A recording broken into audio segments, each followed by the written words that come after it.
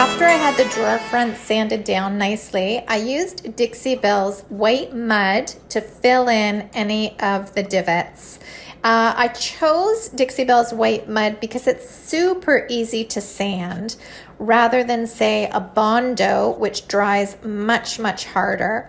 So this can even be sanded by hand if you don't have a sander tool or an oscillating tool with a sanding attachment to it. This can easily be sanded by hand using a sanding sponge or any sort of piece of sandpaper. Once the drawer fronts were filled, I went in and filled all the hardware holes and any of the other holes that were there from the adornments on the side, and also the kind of corner mess that I made while trying to pry the drawer detail off. Then I went back in, sanded all the wood filler nice and smooth, and gave the entire piece a scuff sanding before I primed.